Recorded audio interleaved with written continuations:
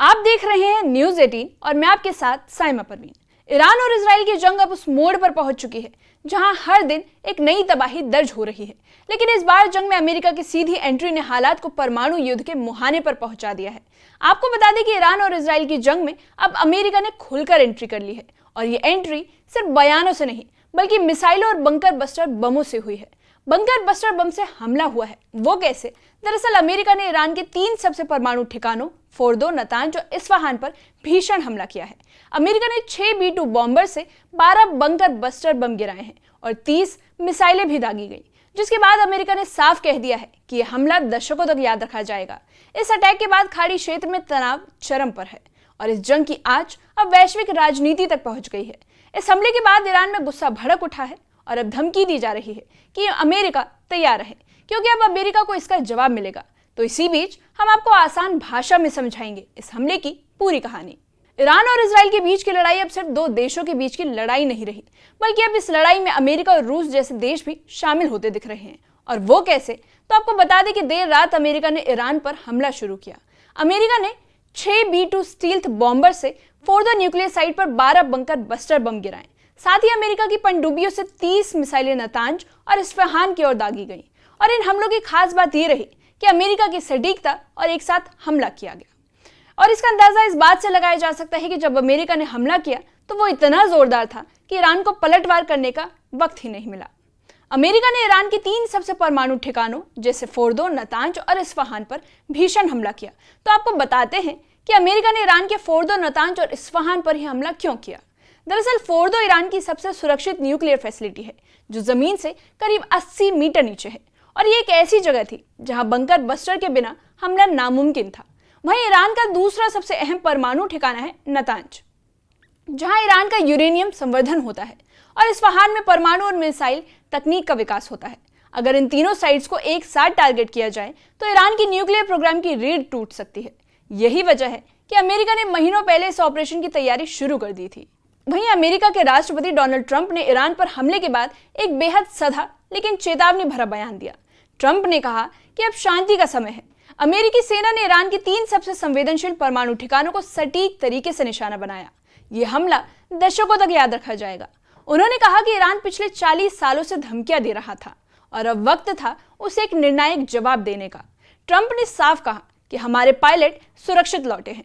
इसी के साथ उन्होंने ईरान को धमकी भी दी कि अगर ईरान ने हमला करने की कोशिश की तो अगला हमला इससे भी बड़ा होगा। लेकिन ट्रंप यही नहीं रुके, उन्होंने आखिरी चेतावनी दे डाली। उन्होंने कहा कि ईरान के पास अभी भी समय है, शांति के रास्ते पर लौट आइए। अमेरिका युद्ध नहीं चाहता लेकिन जवाब देने से पीछे नहीं हटेगा। There will be either peace or there will be tragedy for Iran far greater than we have witnessed over the last 8 days. Remember, there are many targets left. Tonight's was the most difficult of them all, by far, and perhaps the most lethal. But if peace does not come quickly, we will go after those other targets with precision, speed, and skill. लेकिन इन धमकियों के बीच Iran भी कहां चुप बैठने वाला था। अमेरिकी हमले के बाद ईरान ने भी तीखा जवाब दिया। तेहरान से आए आधिकारिक बयान में कहा गया कि अमेरिका को मुंह तोड़ जवाब मिलेगा। ये सिर्फ एक शुरुआत थी, अब तक का सबसे जबरदस्त पलटवार आने वाला है। ईरानी नेतृत्व ने साफ कहा कि अमेरिका ने ये जंग शुरू की है लेकिन इसका अंत हम करेंगे और वो अंत अमेरिका की उम्मीद से कहीं ज्यादा दर्दनाक होगा। ईरानी अधिकारियों का कहना है कि इस बार जवाब ऐसा होगा जो इतिहास में दर्ज होगा। हम अमेरिका को पहले से कहीं ज्यादा नुकसान पहुंचाएंगे। ईरान ने यह भी कहा कि अपने सैन्य ठिकानों को अलर्ट पर डाल दिया है और क्षेत्र में अपनी मिसाइल यूनिट्स को सक्रिय कर दिया गया है। साथ ही ईरान का आरोप है कि अमेरिका ने इस हमले के जरिए अंतर्राष्ट्रीय कानून और IAEA नियमों का उल्लंघन किया है। न्यूक्लियर फैसिलिटी पर हमला नॉन प्रोलिफरेशन ट्रीटी का उल्लंघन माना जाता है, लेकिन अमेरिका का कहना है कि ईरान ने पहले मिसाइलें दागी, इसलिए उसका जवाब देना बहुत जरूरी था। अब ईरान, इजराइल और अमेरिका के ये मामला संयुक्त राष्ट्र तक पहुंच गया है। We suddenly faced with the aggression by American forces to our nuclear facilities. The Islamic Republic of Iran condemns in the strongest terms the United States' brutal military aggression against Iran's peaceful nuclear facilities. It is an outrageous, grave, and unprecedented violation of the fundamental principles of the Charter of the United Nations and international law. The US act of aggression against Iran's peaceful nuclear facilities constitutes not only a flagrant breach of the UN Charter, especially the prohibition of the use of force under Article 2, Paragraph 4, and the obligation to respect the state's territorial integrity and sovereignty, but also a violation of UN Security Council Resolution 2231.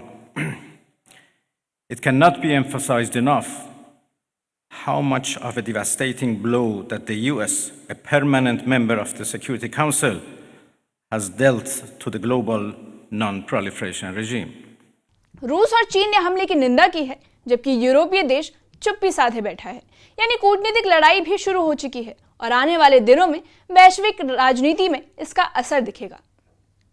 तीन ताकतवर देशों जैसे America, Iran और Israel के बीच तनाव चरम पर है, लेकिन इस जंग में रूस भी दूर नहीं है। इस जंग के बीच रूस ने चेतावनी दे दी है कि अगर ईरान की सत्ता बदलने की कोशिश की गई तो नतीजे भयानक होंगे। चीन ने गुप्त रूप से ईरान को डिफेंस सपोर्ट सिस्टम देना शुरू कर दिया है, यानी अब दो गुट बन चुके हैं। पहला है अमेरिका, इजराइल और ईरान, वहीं दूसरा है ईरान, रूस और चीन। ये टकराव अगर और गहरा हुआ तो थर्ड वर्ल्ड वॉर से कोई इनकार नहीं कर सकता। ये सिर्फ एक लड़ाई नहीं बल्कि दुनिया की स्थिरता पर सबसे बड़ा खतरा बन सकता है। इजराइल इस हमले का अहम सहयोगी रहा है। ईरान पर अमेरिका हमले के बाद इजरायली प्रधानमंत्री बेंजामिन नेतन्याहू ने इसे मिडिल ईस्ट के लिए ऐतिहासिक क्षण बताया। उन्होंने अमेरिका और राष्ट्रपति डोनाल्ड ट्रंप को बधाई देते हुए कहा कि दुनिया के सबसे खतरनाक देश पर जो हमला हुआ है वो सिर्फ एक सैनिक कार्रवाई नहीं बल्कि एक नई शुरुआत है। नेतन्याहू ने यह भी कहा कि पहले शक्ति आती है फिर शांति आती है। ट्रंप का फैसला इतिहास बदल देगा। उन्होंने ये भी माना है कि जो अमेरिका ने किया उसे कोई और देश करने की हिम्मत नहीं जुटा सकता था। इजराइल ने इस पूरे ऑपरेशन में अमेरिका के साथ रणनीतिक तालमेल बनाए रखा है। नेतन्याहू ने इसे वैश्विक आतंकवाद और कट्टरपंथ के खिलाफ एक निर्णायक हमला बताया और उन्होंने कहा कि हम एक टीम की तरह काम किया है और ये एक मजबूत और स्पष्ट संदेश है। अब आंखें दिखाने वालों की खैर नहीं। With this, the United States continued, with greater intensity and with great force, the attacks of the IDF and the Mossad on Iran's nuclear program. This program threatened our very existence and also endangered the peace of the entire world. President Trump is a strong leader of the free world. He is a great friend of Israel, a friend like no other. In my name and on behalf of all the citizens of Israel, on behalf of the entire Jewish people, I thank him from the bottom of my heart. ये जंग Iran और Israel के बीच शुरू हुई थी, लेकिन अब धीरे धीरे दूसरे देश भी इस जंग का हिस्सा बन रहे हैं और ये जंग बढ़ती जा रही है। अगर ये जंग और बढ़ी तो भारत पर सीधा असर देखने को मिलेगा। आपको बताते हैं कि अगर जंग और बढ़ी तो इससे भारत पर क्या असर पड़ेगा। दरअसल भारत खाड़ी देशों से तेल लेता है और हॉर्मुज़ बंद हुआ तो भारत पर असर पड़ेगा, यानी खाड़ी देशों में चल रही अशांति से भारत में तेल महंगा हो सकता है। इसके अलावा हजारों भारतीय प्रवासी, वैश्विक स्टॉक्स और व्यापार सब कुछ प्रभावित होगा। यानी ये सिर्फ एक क्षेत्रीय युद्ध नहीं, इसका असर दुनिया के हर कोने में महसूस होगा। तो अब सवाल ये नहीं रह गया कि हमला किसने किया, अब सवाल ये रह गया है कि अब ये जंग रुकेगी कैसे। अमेरिका ने मिसाइलें दागी, ईरान ने पलटवार किया और इजराइल खुलकर मैदान में उतर चुका है। रूस, चीन जैसे देश भी अब पर्दे के पीछे से निकलकर खुले समर्थन में आ रहे हैं। ऐसे में एक बात तो साफ है, ये कोई सामान्य सैन्य टकराव नहीं, ये एक बड़े युद्ध की आहट है। इस मामले पर आपकी क्या राय है, कमेंट सेक्शन में कमेंट करके बताइए।